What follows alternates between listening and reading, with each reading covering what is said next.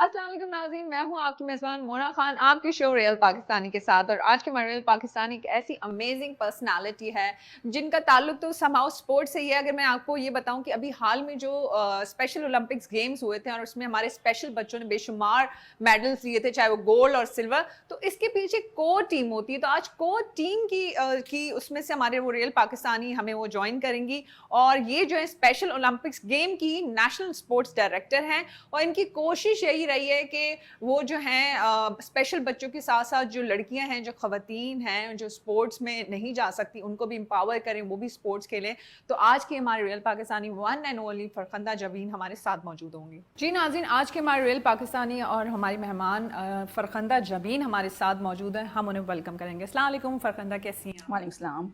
भाई पहली बात तो ये कि आपको कॉन्ग्रेचुलेशंस, माशाल्लाह से जो बच्चे गए स्पेशल ओलंपिक्स में और गोल्ड मेडल, सिल्वर मेडल भी विन करके आए, तो इसकी सबकी जो क्रेडिट जो है मैं आपकी टीम को आपको देना चाहूँगी। क्या कहना चाहेंगे आप? बहुत अच्छी और बहुत बड़ी रिमार्केबल अचीवमेंट थी हम सब के लिए, एथलीट्स, उनकी फैमिलीज़, कोचेस, हमारे स्टाफ के लिए। और डेफिनेटली इसके पीछे एक हमारी कोर टीम है जिसका काफ़ी स्ट्रॉन्ग सपोर्ट रही है। कोचेज़ हैं, फैमिलीज़ हैं, इसके अलावा जो है पूरा हमारे स्टाफ की सपोर्ट है, प्लस हमारी चेयरपर्सन मिस रौनक लखानी, उनकी बहुत जो है गाइडेंस रही है और अच्छी लीडरशिप के बेसिस पे फिर हम लोगों ने इसको सक्सेसफुली एग्जीक्यूट किया है। अच्छा फरखंदा, क्योंकि आपने कोर टीम की बात की, दैट्स वेरी इंपॉर्टेंट, क्योंकि लीडरशिप के साथ जो है आपकी जो टीम है वो किस तरह से डिलीवर करती है बहुत इंपॉर्टेंट होती है। तो मुझे आप ये बताएं, स्पेशल ओलंपिक्स में आपकी जो भी रिसेंटली जो गेम्स हुए हैं, इसमें आपकी क्या जिम्मेदारी थी? और आप खुद भी जर्मनी गई हुई थी, तो किस तरह की सारी ओवरऑल आपने कोऑर्डिनेशन की और किस तरह से सारी चीज़ों को आपने अरेंज किया था? इसमें जो है मैं basically as an assistant head of delegation इसमें इन्वॉल्व थी। और मेनली जो है मेरा जो एक तरह से I was managing coaches and staff, जो कि यूजुअली एथलीट्स के साथ होता था, उनकी पार्टिसिपेशन देख रहे होते थे। इसके अलावा जो हमारी वर्ल्ड गेम्स ऑर्गेनाइजिंग कमेटी है उनके साथ कॉरेस्पॉन्डेंस, फिर पूरी प्लानिंग और इतना उनकी मुश्किल ट्रेनिंग काम एंड होता था? कॉम्पिटिशन। हाँ या so, but with the support of coaches and definitely my team, तो it worked well. तो मुझे पता है कितने कोचेस से, कितने एथलीट्स से जो अब आपने जाना हुआ, और कितने गोल्ड मेडल, सिल्वर मेडल आप पाकिस्तान के नाम कर कर आए हैं? हाँ, ये 84 एथलीट्स, 30 कोचेस की डेलीगेशन थी। इसके अलावा इसमें स्पोर्ट्स एंड ऑफिशियल थे, तो टोटल ये हमारे पास 125 डेलीगेशन साइज था।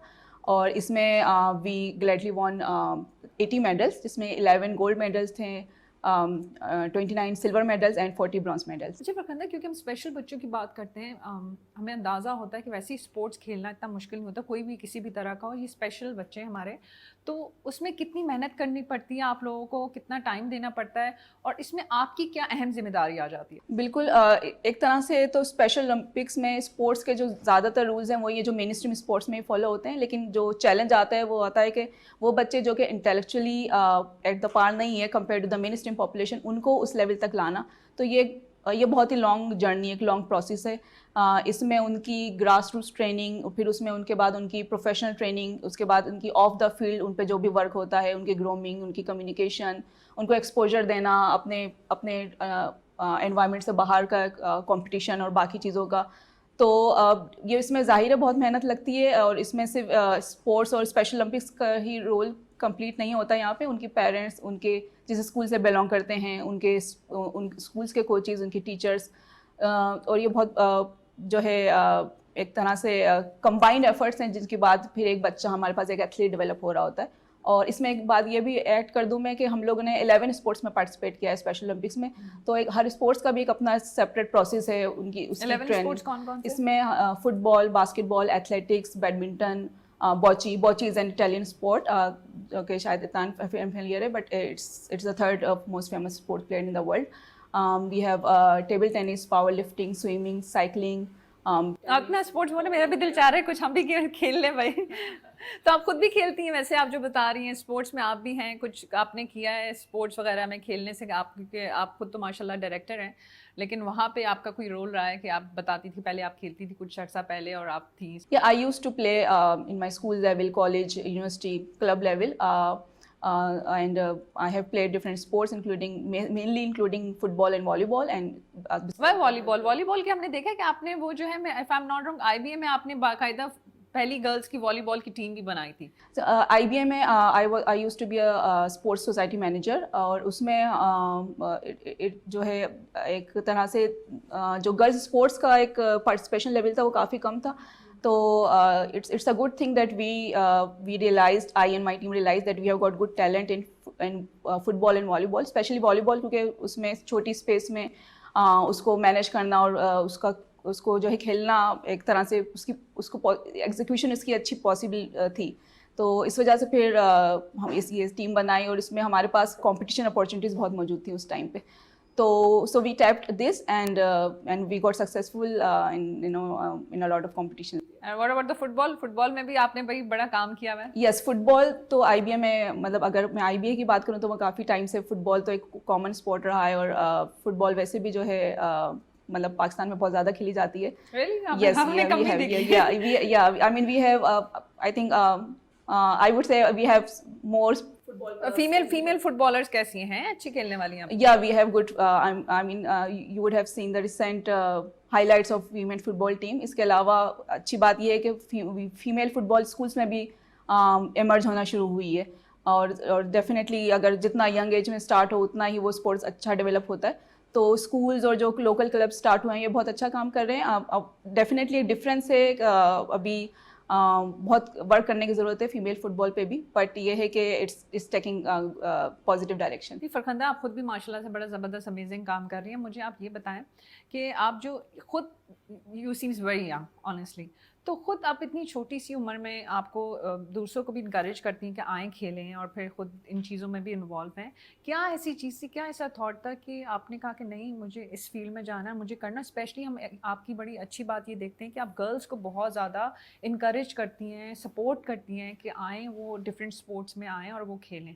इसके बारे में आप हमें बताएं कि क्या वजह? From the very start, I have been very involved in football, especially street football, club football, school football. तो एक तरह से I see football as a way to to empower any kind of group, be it women, or to unite societies, to unite communities. So I think I've just used this power to do whatever possible I can, be it be it my school, be it my club, be it Special Olympics, to empower them and make them an important members of the community. नहीं तो family में भी रही है आपको support in सारी चीज़ों में, या आपने खुद अपनी मदद आपके तहत बहुत सारी चीज़ें की हैं? नहीं, बिल्कुल फैमिली से सपोर्ट रही है। मेरे पेरेंट्स ने काफ़ी सपोर्ट किया है मेरी स्पोर्ट्स की पार्टिसिपेशन को, और स्पोर्ट्स को जो मैंने एज अ कॉज यूज़ किया है। इसके अलावा कुछ टाइम मैंने कोचिंग भी की है, तो एक सपोर्ट रही है उनकी, एक अप्रिसिएशन रही है जिसकी वजह से मैं इस चीज़ को फिर फर्दर परसू कर पाई। ठीक है, मुझे ये बताएं, as being a director of this national sports, आपकी कहाँ कहाँ अहम जिम्मेदारियाँ होती हैं, और ज़्यादा फोकस, क्योंकि मैंने स्पेशल बच्चों के हवाले से इसलिए किया क्योंकि उनको बहुत ज़्यादा टाइम चाहिए होता है, तो ज़्यादा फोकस उनकी तरफ रहता है? हाँ बिल्कुल, हम लोगों का जो स्पोर्ट्स प्रोग्राम डिज़ाइन हुआ है, और स्पोर्ट्स के अलावा जो दूसरे भी प्रोग्राम्स हैं हमारे, जिसमें हमारे हेल्दी एथलीट्स, एथलीट लीडरशिप, और हम जैसों के लिए जगह है, ये बताएं। बिल्कुल, स्पेशल ओलंपिक्स में तो हर किसी के लिए जगह है। इनफैक्ट हमारे पास ज़्यादा वॉलंटियर्स हैं कंपेयर टू स्टाफ, और ये organization because it's an NGO, तो अच्छा, मैं एज अ वॉलंटियर काम कर सकते हैं? बिल्कुल, डेफिनेटली हमारे पास volunteer supporters, in every way anyone can be involve. In fact मैंने खुद भी एज अ वॉलंटियर ज्वाइन किया था यहाँ पे, तो अब मैं यहाँ स्टाफ हूँ, तो anyone can B part of it, and what ever way they can support and help this momentum grow, they can. अच्छा, मैं स्पेशल ओलंपिक्स की तरफ आना चाहूँगी क्योंकि हमने बात की इसकी हेल्प एंड सपोर्ट की, तो हम सिंध गवर्नमेंट का बड़ा रोल देखते हैं कि इसमें उन्होंने काफ़ी इस बार सपोर्ट किया, तो वो थोड़ा सा उस बारे में बताएं कि किस तरह से चीज़ों को उन्होंने ऑर्गेनाइज किया, ये सपोर्ट किया। और ये पहली दफ़ा था कि सिंध गवर्नमेंट की जानिब से आप लोगों के स्पेशल ओलंपिक्स में इस बच्चों के लिए उन्होंने अपना भी रोल प्ले किया। जी हाँ, तो हमारे पास जो सिंध से जो बच्चे शॉर्टलिस्ट हुए थे, सिलेक्ट हुए हैं वर्ल्ड गेम्स के लिए, उनको जो है सिंध गवर्नमेंट की जनरल सपोर्ट की वजह से we were able to fund their travel. और इसमें इसमें जो department of persons of disabilities है, they were also part of it. I mean we went in collaboration with them. तो एक तरह से काफ़ी अच्छी स्ट्रॉन्ग सपोर्ट रही है, जिसकी वजह से ये चीज़। मुझे और ये बताएं कि वो मोमेंट बताएं जब सब जगह पाकिस्तान पाकिस्तान का नाम हो रहा था, अभी स्पेशल ओलंपिक्स गेम्स की बात कर लेते हैं, तो कैसा लग रहा था जब इस तरह की अचीवमेंट रही और पाकिस्तान के नाम इन बच्चों ने पाकिस्तान के नाम इतने मेडल्स किए, तो वो उस तरह की उस वक्त क्या फीलिंग्स थी आपकी? हर बच्चे का एक अलग ही मतलब जर्नी रहा है, तो उसकी एक उसकी अचीवमेंट और उसकी फीलिंग की एक अलग ही स्टोरी है। हर मेडल पे हम लोगों के लिए भी एक बहुत खुशी का मुकाम था, और इसके अलावा जो उनके कोचेज़ हैं, जो हमारे स्टाफ हैं, तो समझे कि पूरा जो उसने एक जर्नी हुआ है उसका एक एक्चुअल रिजल्ट सामने उसको दिखा, तो एक अनडिफाइंड फीलिंग, मतलब it can not be defined in simple words. अच्छा, ऐसा होता है कि बच्चे जब जीतते हो आपको हग करते हैं और इस तरह की रहती है वहाँ पे बच्चों के साथ जो रिलेशनशिप डेवलप्ड होता है, एक बाउंडिंग हो जाती है, कुछ इस तरह से चीज़ें रहती हैं इस स्पोर्ट्स में बच्चों के साथ? बिल्कुल, ये बच्चे मतलब इनका they are more expressive I would say than others, और ना सिर्फ मेडल जीतने में बल्कि एक अच्छा परफॉर्म करने पे, एक छोटे छोटे ट्राइब्स को भी अचीव करने में they are very expressive, they hug you always, and they will always remember you. तो इनके साथ एक बहुत ही स्पेशल बॉन्ड बन जाता है। मोहब्बत ही बड़ी सच्ची होती है, वो स्पेशल बच्चे होते हैं ना, प्योरिटी होती है, वो वैसी दिल से मोहब्बत कर रहे होते हैं, वैसे बच्चे इतने मासूम होते हैं। yes, yeah, तो वो तो खुशी का अलग ही yeah, लम्हा होता होगा। they are real, I mean, in all their expressions. मुझे ये बताएं कि इसमें हम इस तरह मैं मीडिया के रोल को भी जिक्र करना चाहूँगी, ये बड़ा ज़रूरी है, क्योंकि हमने देखा कि जब स्पेशल ओलंपिक गेम्स हुए थे, जो बच्चों की अचीवमेंट थी, जो मेडल्स मिले गए, सब मीडिया ने ऑलमोस्ट कवर किया है इस दफ़ा। और आप मीडिया के रोल को इस मकसद के लिए किस तरह से देखती हैं, और आपको लगता है कि मीडिया इसमें कितना अपना भरपूर रोल अदा कर सकता है, स्पेशली इन स्पेशल बच्चों के लिए? मीडिया का तो बहुत इंपॉर्टेंट रोल इसमें है, क्योंकि देखें एक पॉइंट तक हमने तो अपना काम कर लिया, इन बच्चों ने अपना काम कर लिया। अब अगर हम लोग इसी कॉज को, इस मूवमेंट को घर घर तक पहुंचाना चाहें, तो आई थिंक मीडिया से बेहतर प्लेटफॉर्म नहीं होगा इसके लिए। और इट्स गुड कि हम लोगों ने इस दफ़ा काफ़ी अच्छी कोलैबोरेशन कर पाई मीडिया से, and there is always more way to go, but media ही है जो कि इस चीज़ को अब और ज़्यादा प्रमोट और एडवोकेट करने में हमारे लिए एक इम्पॉर्टेंट रोल प्ले कर सकता है। अच्छा, मुझे बताएं, आप माशाल्लाह से आप इतनी यंग हैं, आपकी भी बहुत सारी चीज़ें होगा कि ये मेरे गोल्स हैं, आगे अपने आप को किस तरह से देखती हैं, क्या फोकस्ड है आपकी लाइफ में? ये तो पता ही हो रहा है स्पोर्ट्स लवर, तो आगे फ्यूचर में आपके किस तरह से कोई प्लान्स हैं कि मुझे ये करना है, वो करना है, तो क्या सोचती हैं?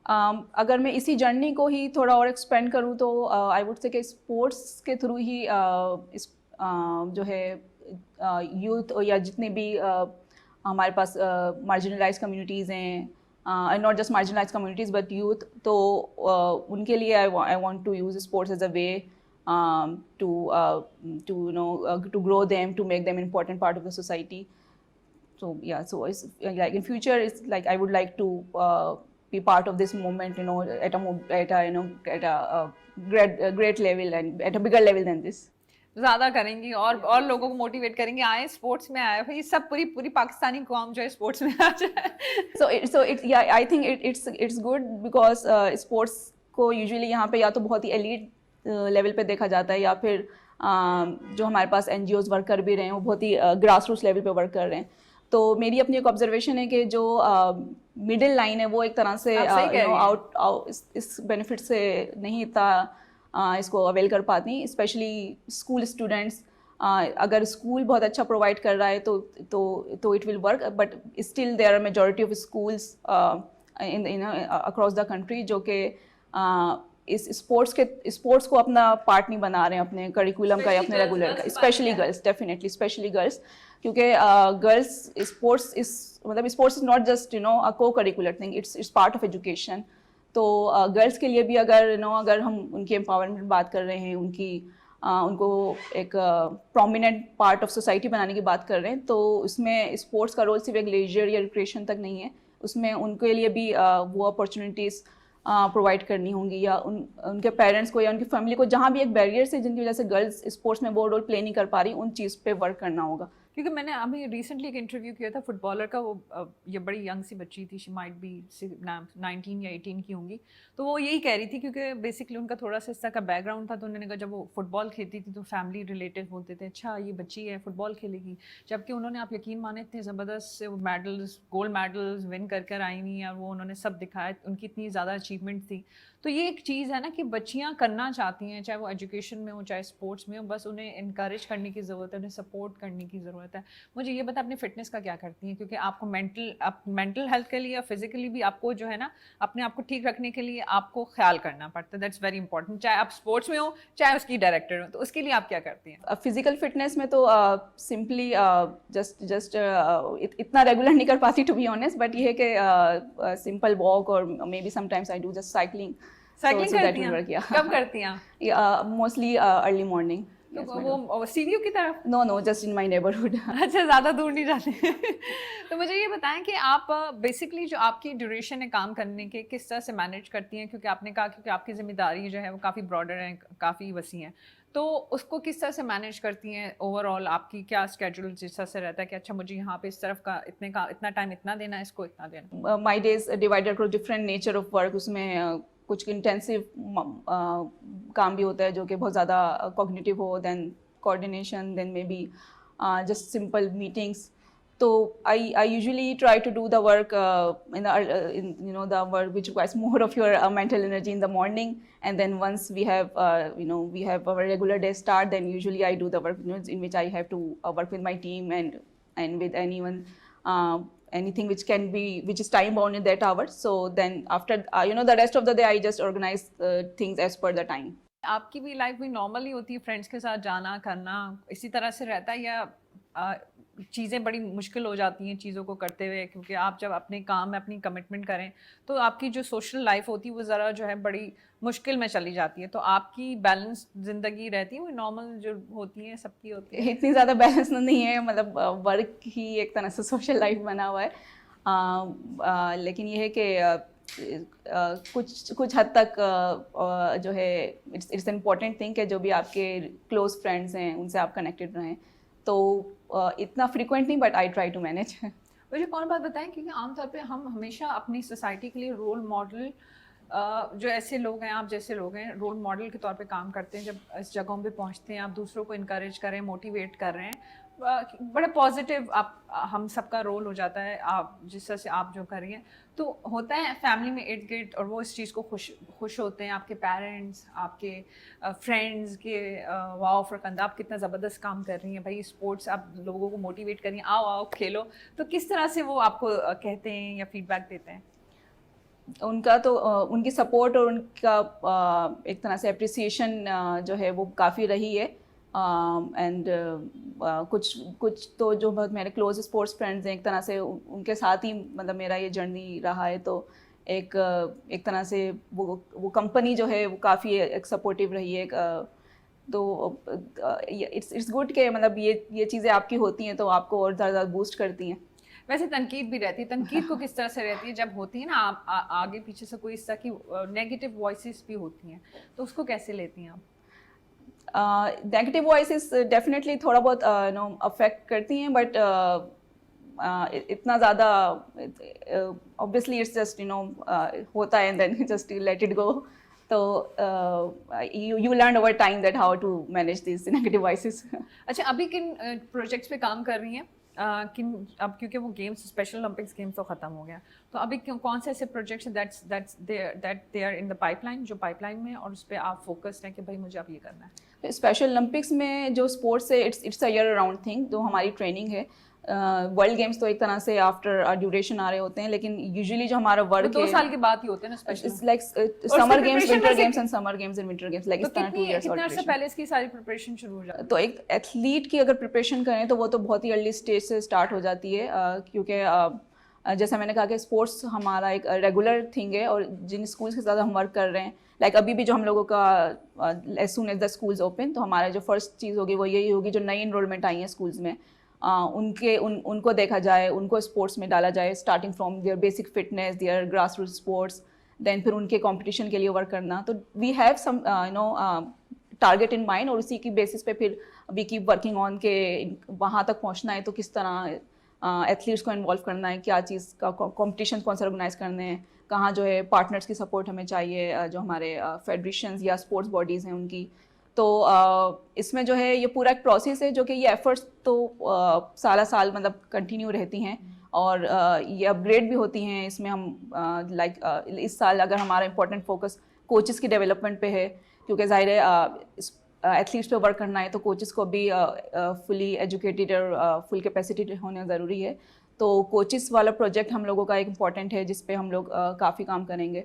Then sports quality, having more partners on board, तो ये चीज़ें ऐसी हैं जो कि अभी हमारी लाइमलाइट में। स्पेशल ओलंपिक्स की बात की, जो आना चाहते हैं, जो पेरेंट्स हैं वो चाहते हैं कि उनके बच्चे यहाँ जा सकें और पार्टिसिपेट कर सकें, देयर इज कोई स्पेसिफिक क्राइटेरिया होता है कैसे आप लोगों को अप्रोच कर सकते हैं? तो इसमें ये है कि अगर वो बच्चा इन्हीं किसी ऐसे ही स्कूल में है जिनके साथ हम वर्क कर रहे हैं तो it's very easy for them, they know the way. लेकिन अगर कोई स्कूल, किसी का school on board for now नहीं है या कोई अलग से भी आना चाह रहा है, तो usually they can reach out, they are usually reaching out to us through emails, Facebook और सोशल मीडिया हैंडल्स। इसके अलावा हम लोग खुद भी जो है अपने अवेयरनेस प्रोग्राम्स कर रहे होते हैं, तो वर्ड ऑफ माउथ की तरह we got to know. And और इसमें मीडिया का भी एक इम्पॉर्टेंट रोल होता है। अक्सर पेरेंट्स, उनको मीडिया के थ्रू पता चलता है कि जो है ये किस तरह स्पेशल ओलंपिक्स भी एक प्रोग्राम है जिसमें आते हैं। अच्छा फरवंदा, बड़ा इंपॉर्टेंट सवाल है, जो पोश एरियाज हैं, डिफेंस, क्लिफ्टन या PCHS, व्हाटएवर आप कोई भी नाम ले लें, जो ऐसे इलाके जो होते हैं जिस तरह से खारादर हो गए, लियारी में हम बड़े देखते हैं स्पोर्ट्स में एथलीट्स हैं, और ऐसे बच्चे, स्पेशल बच्चे कहीं ना कहीं होते ही हैं लेकिन उनका एक्सेस नहीं हो पाता, तो उनको कैसे करते हैं जबकि वो खुद ऐसी उनकी फैमिलीज होती हैं जो स्पोर्ट्स में रह चुकी होती हैं? क्या आप मुझे बताएं कि इतनी अवेयरनेस आ चुकी है कि लोग वहाँ, आप या उन तक पहुँच जाते हैं या वो आप लोगों तक पहुँच जाते हैं, या आप लोग कोई कैंप्स लगाते हैं या कुछ इस तरह की एक्टिविटीज़ रहती हैं? हाँ, अवेयरनेस की तो अभी भी मतलब पहले से इम्प्रूव हुई है, लेकिन अभी भी जो बहुत ही ज़्यादा फार ऑफ एरियाज़ है वहाँ पे अवेयरनेस नहीं है, और वहाँ पे रीच आउट करना भी मुश्किल है क्योंकि हमारे स्कूल्स नहीं है, कोई स्ट्रक्चर नहीं है ऑलरेडी जिनके थ्रू हम जा सकें। तो फैमिली के थ्रू या जो हमारे कम्युनिटी मोबिलाइजर्स होते हैं उनके थ्रू हम लोग अक्सर जा रहे होते हैं, लेकिन कोई ऐसा अभी फिक्स टीम हर एरिया के लिए नहीं बनी है, क्योंकि हम लोग यूजुअली वॉलंटियर्स या इन्हीं के थ्रू ही हम लोग इस पर काम कर रहे होते हैं। तो हमारे पास आते हैं, बट एक तरह से जैसे लियारी या इस तरह के एरियाज़ की बात हो तो हमारे पास कोई अभी कंसिस्टेंटली एज सच इंटरवेंशन नहीं हुई है कि जो सेपरेट डेडिकेटेड हो इसी एरियाज़ को देखने के लिए। हाँ, बट हमारे जो यूजुअली जो हम दूसरे NGOs के साथ हम कोलैबोरेट कर रहे हैं, तो एक तरह से वो एक चैनल है कि हमें पता चल जाता है, but it requires efforts from both ends. Like उनके पेरेंट्स भी कुछ ऐसी चीज़ की तलाश में हों, या जो है, और हम लोगों की भी उस तरफ ऐसी एक वो चीज़ हाईलाइट हुई भी हो, तो then the message gets crossed.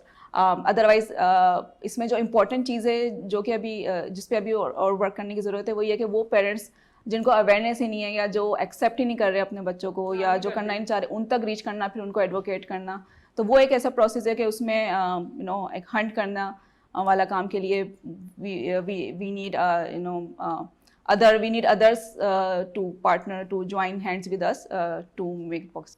Obvious बात है, आप ये कह रहे हैं आप सोसाइटी में हर एक को अपना पार्ट अदा करना पड़ेगा, दैट्स इम्पॉर्टेंट, क्योंकि आप लोग तो कर रहे हैं, जितनी आपकी रिसोर्सेज हैं, जहाँ जिधर जा सकते हैं वहाँ तो आप कर रहे हैं, तो ये बड़ा ज़रूरी है कि हर एक को अपना करना है। तो मैं चाहूँगी कि आज इस शो की तवज्जो से आप ये मैसेज भी दें कि भाई सब ने अपना जो है रोल अदा करना है, क्योंकि देखिए आपने इतनी बड़ी बात कर दी कि ऐसे पेरेंट्स जो अपने बच्चों को बोझ समझें, तो बड़े मासूम से होते हैं, उन्हें क्या पता कि वो इस तरह से पैदा हो गए, चीज़ें हो गई, तो वो तो ये बच्चे बोझ नहीं होते, ये तो खुदा की तरफ से एक नेमत और रहमत के तौर पर एक चीज़ खुदा अपनी अता करता है। तो मैं चाहूँगी कि आप जो है हमारे देखने वालों को एक मैसेज देना चाहें किसी भी हवाले से, स्पेशली मैं तो कहूँगी कि सोसाइटी को अगर वो मैसेज दे सकें। और आपने इतनी अच्छी बात की कि यहाँ तक कि इस स्पेशल ओलंपिक्स की जो हम बात कर रहे थे, मैंने आपसे पूछा कि कोई वॉलंटरली अगर आना चाहे या काम करना चाहे, तो आपने कहा कि नहीं, बिल्कुल ज्वाइन कर सकता है, जिसके अंदर ये जज्बा है और जो टाइम मैनेज कर सकते हैं। बिल्कुल, मैं यही मैसेज देना चाहूँगी कि एक तो स्पोर्ट्स एक ऐसा टूल है जो कि लाइफ ट्रांसफॉर्म कर सकता है।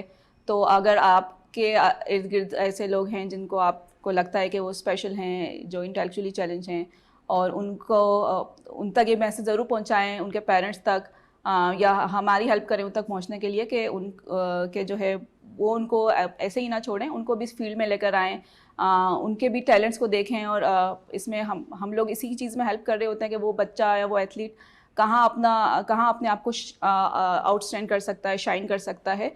और इसमें ना सिर्फ जो स्पेशल है सिर्फ उनके पेरेंट्स का रोल है, बल्कि जो मेन स्ट्रीम कम्युनिटी है उसका भी एक उतना ही इम्पोर्टेंट रोल है। क्योंकि हमारे पास जो मेन स्ट्रीम स्टूडेंट्स हैं, मेन स्ट्रीम यूथ है, वो हमारे पास एज अ प्लेयर भी है। जो हमारी टीम स्पोर्ट्स हैं, यूनिफाइड स्पोर्ट्स, उसमें हमारे पास स्पेशल और मेन स्ट्रीम दोनों ही प्लेयर्स मिलके एज अ टीम खेलते हैं। तो हमारे पास एज अ प्लेयर भी हैं main stream youth, as a volunteer भी है, एज अ यूथ लीडर्स भी हैं। ये टर्म हम यूज़ करते हैं उन स्टूडेंट्स के साथ जो कि एक लीडिंग रोल प्ले कर रहे हैं इस मूवमेंट को ग्रो करने पे। तो आप लोग बिल्कुल हमारे साथ आएँ और जो है इस मूवमेंट को ग्रो करने में हमारी हेल्प करें। बहुत शुक्रिया फरखंदा आपका, आपके बड़ा ज़बरदस्त मैसेज दिया। वैसे तो आपने सारी बात ही कह दी है, बहुत शुक्रिया जी। नाज़रीन, ये थी हमारी रियल पाकिस्तानी फरखंदा साहब। आपने उनकी गुफ्तगू सुनी और उन्होंने बड़ी ज़बरदस्त बात की है कि जो स्पेशल बच्चे होते हैं हमारी सोसाइटी के लिए कोई बोझ नहीं होते, बल्कि अगर हम इनको सही से वो हेल्प, जो सपोर्ट उन्हें चाहिए, अगर हम दे दें, आप यकीन माने वो नॉर्मल लोगों से भी ज़्यादा अच्छा परफॉर्म कर सकते हैं। इसी बात के साथ कि जहाँ रहें, जिधर रहें, अपना बहुत ख्याल रखें। और प्लीज़, जो मैंने स्पेशल बच्चों की बात की है, ये बड़ी इंपॉर्टेंट बात है कि अपने इर्द गिर्द सराउंडिंग में अगर आप जो देख रहे हैं ऐसे बच्चे, तो उनको ज़रूर ऐसी ऑर्गेनाइजेशन, ऐसी एनजीओ, ऐसे इदारों के साथ कनेक्ट करवाएं, उनकी हेल्प करें। ये भी सदका जारिया होता है। अपना बहुत ख्याल रखें। मुझे मोना खान को इजाज़त दीजिएगा। पाकिस्तान जिंदाबाद।